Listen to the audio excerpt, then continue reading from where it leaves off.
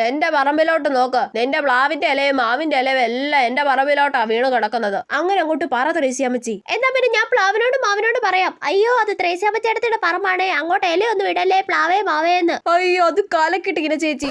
നീ അങ്ങനെ പറഞ്ഞു കൊടുക്കണ്ട. ഞാൻ തന്നെ നിന്റെ പ്ലാവിന്റെ മാവിന്റെ കൊമ്പ് വെട്ടി കളഞ്ഞു പറഞ്ഞോളാം. അത് മാസ് റിപ്ലൈ ത്രേസ്യാമ്മച്ചി. കൊമ്പ് വെട്ടാൻ വേണ്ടി ഇങ്ങോട്ട് വാ. ഞങ്ങൾ എന്നാ കയ്യും കെട്ടി നോക്കി നിൽക്കുവാണോ? നീ കയ്യും കെട്ടിയോ കാലും കെട്ടിയോ എങ്ങനെ വേണേലും നോക്കി നിന്നോ. ഇനി എന്റെ പറമ്പിൽ ഇല വീണാലാ ഞാൻ അപ്പ കാണിച്ചു തരാം. പിന്നല്ല. നിങ്ങൾക്ക് ചക്കയും മാങ്ങയും നിങ്ങളുടെ പറമ്പിലോട്ട് വീഴുമ്പോ കുഴപ്പമില്ലല്ലോ, ഇല വീഴുമ്പോഴാണല്ലോ കുഴപ്പം. ആണെന്നേ, അത് ടീന ചേച്ചി പറഞ്ഞത് ന്യായം. നിന്റെ ചക്കയും മാങ്ങ ആർക്ക് വേണോടി? ആരും കാണാതെ പറിച്ചോണ്ട് പോയി ഞം ഞം ഞം തിന്നുമ്പോ നിങ്ങൾക്ക് ഒരു പ്രശ്നമില്ലല്ലോ. ആരാടി ഞം ഞം ഞം തിന്നേ? നീ കണ്ടോ ഞങ്ങള് തിന്നുന്നത്? നിങ്ങൾ ഇങ്ങനെ അങ്ങോട്ടും ഇങ്ങോട്ടും വഴക്ക് കൂടല്ലേ. ഈ അമ്മയ്ക്ക് ഇതിൽ ഇടപെടേണ്ട വല്ല കാര്യം ഉണ്ടായിരുന്നോ? വഴക്കൊന്ന് ആസ്വദിച്ച് വരുമായിരുന്നു. അപ്പൊ ത്രേസ്യാമ്മച്ചിയുടെ സ്കോർ 5ഉം ടീന ചേച്ചിയുടെ സ്കോർ 4ഉം.